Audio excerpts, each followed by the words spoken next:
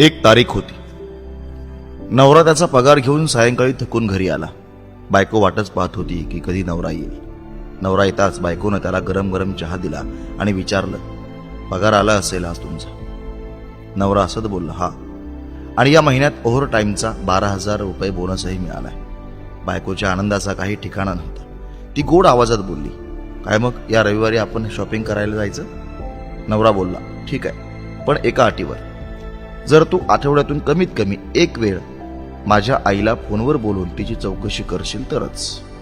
बायको दबक्या आवाजात हो बोलली. नवऱ्याला फक्त एवढं पाहिजे होतं की त्याच्या आई आणि बायको मधला जो दुरावा आहे तो कमी व्हावा. बरोबर 2 मिनिटांनंतर नवऱ्याच्या फोनवर त्याच्या आईचा फोन आला. आई बोलली, कसा आहेस बाळा? मुलगा बोलला, मी ठीक आहे आई.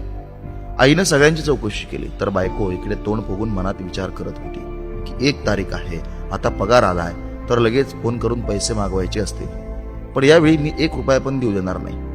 तिकडे आई बोलली, बाळा थोडी मदत पाहिजे. तर मुलगा बोलला, बोल ना आई, काय झालं आई? आई बोलली, बाळा या महिन्यात 5,000 रुपये मिळू शकतील का? नवरा सर्व काम आपल्या बायकोला विचारूनच करायचा. त्यानं ही गोष्ट त्याच्या बायकोला विचारली तर बायको बोलली, सांगून टाका की अजून पगार नाही झाला ते. मुलगा बोलला, आई पगार यायला अजून वेळ आहे. आई बोलली, बाळा काहीही करून पाठवून दे, दवाखान्यात उपचारासाठी हवे आहेत. नवऱ्यानं हे बायकोला सांगितलं. बायको बोलली, आईला सांगा सरकारी दवाखान्यात उपचार करा. नवऱ्यानं आईला हात सल्ला दिला.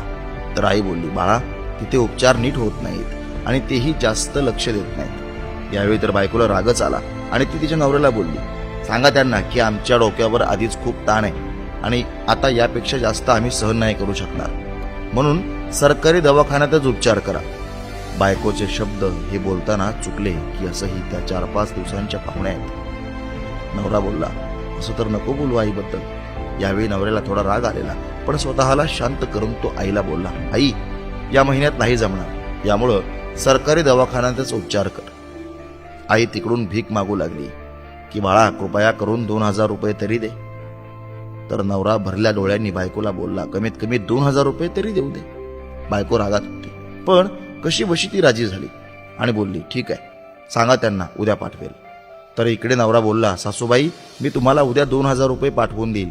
नवऱ्याच्या तोंडून यावेळी आईच्या ऐवजी सासूबाई ऐकताच बायकोला चक्कर येऊ लागली, जीभ अडखळू लागली, घाम सुटला आणि तिनं नवऱ्याला विचारलं की काय, माझ्या आईचा फोन आलेला आहे?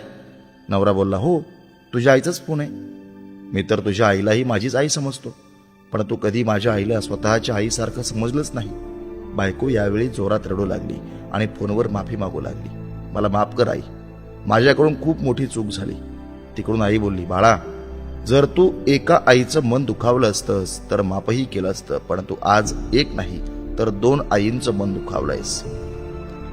आज जरी मी तुला माफ केलं तरी देव तुला कधीच माफ करणार नाही. मित्रांनो, असं मानलं जातं की देव जरी आईचे उपकार फेडायला आला तर तोही कंगाल होऊन जाईल. एक आई स्वतः मृत्यूच्या दारात जाऊन एका नव्या जीवनाला जन्म देते. त्या आईचा आदर करा. आई ही आई असते, तिला मृत्यूच्या आधी जिवंतपणीच मारू नका.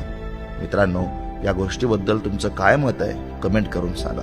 व्हिडिओ आवडला असेल तर लाईक करा, कमेंट करा आणि शेअर करा. धन्यवाद.